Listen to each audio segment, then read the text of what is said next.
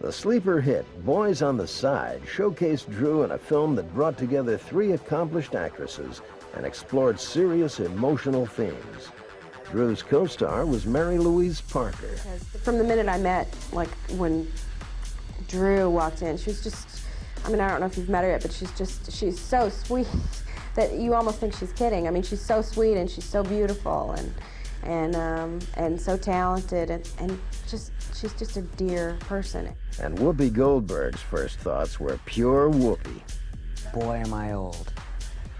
That was my first raw impression. Boy, am I old, and I'm never going to have Drew's body. On March 20th, just after 2 a.m. in a dark alley near Hollywood Boulevard, 19-year-old Drew Barrymore asked 31-year-old Jeremy Thomas to marry her. The couple had been dating for 6 weeks. Like the courtship, the wedding itself was far from traditional. It took place in Thomas's dimly lit Hollywood bar, The Room, and the service was performed by a psychic private detective minister from the Los Angeles Yellow Pages. I'll say this, it was very, very early in the morning. We were very tired at that wedding. Less than 6 weeks later, Drew filed for divorce, citing, ironically, irreconcilable differences. We all have to experience a few things in life that are so strangely painful. And that was one for me. And the important thing is if you have to go through hell, and literal hell, I hope that you come out of it having learned something. And I really did. And that is absolutely my redemption in that experience. Do you like to watch yourself in films? Do you go to your openings and sit Never. there?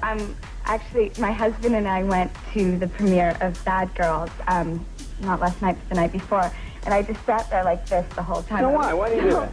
Because I hate to watch myself. I'm my worst critic. But why? I mean, well, what bothers you? Well, I know what you mean. Also, my somewhat. husband's sitting there, and I'm just going, oh God, I hope he's not bored. I hope he likes it. Oh yeah, well yeah, I'm sure. Did he like it? Yeah. Oh yeah, you have to. You can't say. Yeah. That's the first trick about being married. You look great, honey. No, he's the most amazing, supportive, wonderful man in the world. Oh, that's good. It certainly sounds like it. He is. I'm the luckiest girl. Yeah. Which, by the way, sidebar, when I had to show up on the set of Boys on the Side and tell you I got married over the weekend, I was talk about shame. I was like, yeah, no, I wasn't really talking about this guy last week, but I'm married to him now. So happy Monday. And say, yeah, I was embarrassed because I care about what you think. In 1994, Drew went to the Wild West for a film called Bad Girls. I'm just so excited about her. She's so cool. She's fearless, and she's courageous, and she's spontaneous, and I mean, I think those are like some of the greatest qualities in life you can have. Now in demand, Drew chose the Western Bad Girls as her return to the big screen. Drew and her co-stars were sent to hone their bad girl skills at a cowboy camp. This was not a case that Drew could ride, this was Lily could ride. And Drew had to learn to, learn to ride so that Lily could come to life, which was very, very difficult because I couldn't even mount the horse when we got there. Stunt coordinator Walter Scott recalls Drew's drive. But she came on, I think the youth really worked there too, she came right on and mastered it. She looked the coolest, actually. Drew, to her credit, she just always looked the coolest. She always could draw and look sexy. I was like, man, what are you doing? How do you get away with it?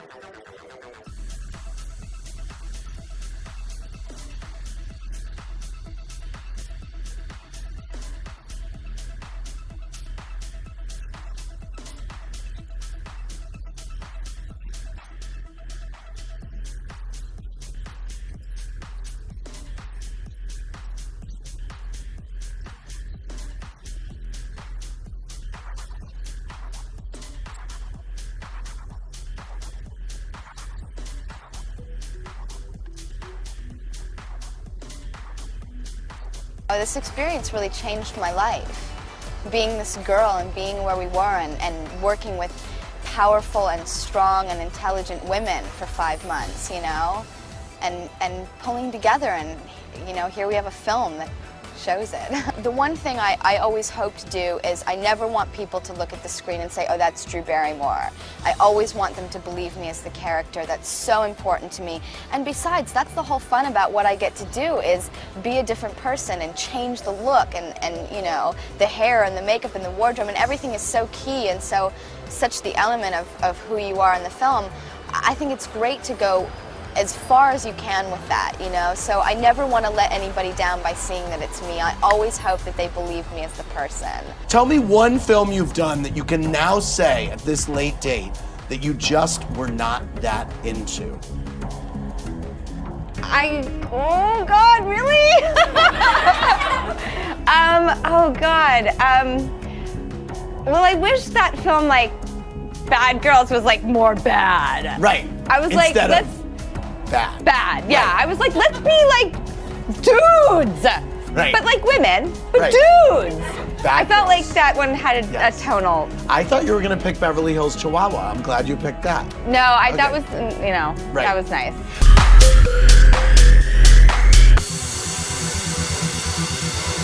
All right. Good deal. Daisy. Thanks. Soon Drew was doing her first of 2 films with then newcomer Chris O'Donnell.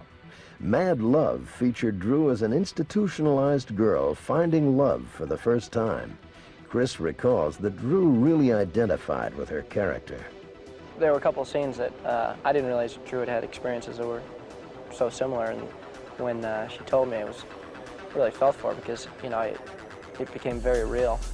But it was away from the set in Seattle while filming the movie Mad Love that Drew met one of her closest friends, Courtney Love. There's just something really special that I really trust about her that it's very rare. I don't see it in a lot of people. The two met while Drew was dating Eric Erlandson, the guitarist from Love's band, Hole. Well, one of the things I like about her the most is that she's so not fake. And what she does is organic. It's what she wants to do. She responds to what's in her gut to do. And I love that. There's no planning. There's no contrivance. It's not like, I'm going to reinvent myself now.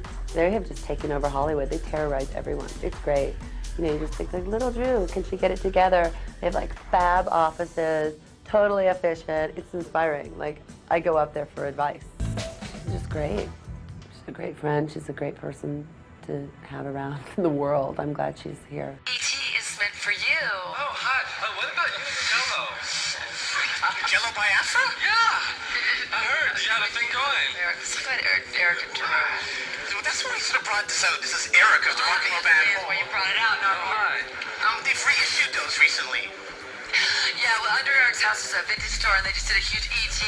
Thing in the window, like E.T. lunchboxes and E.T., the big E.T., everything E.T. and Drew saw, and she thought it was really funny. But she's not here tonight, is she? No, she doesn't follow him around like a dog, except sometimes. No, but I'm going to tell her all about you. Eric wears the pants in this relationship. I'm really happy, because I was really kind of worried. I was like, you know, it's kind of a starlit girl. Is she going to dump you and break your heart? And he was like, no, man, I wear the fucking pants. So. The last tune you did tonight could have had a Mecca Normal vibe. It was a Lead Belly song when I wore. But it kind of had that, you know, have you ever seen Mecca Normal? Say Mecca Normal around me again. I'll kick you in the nuts. Have you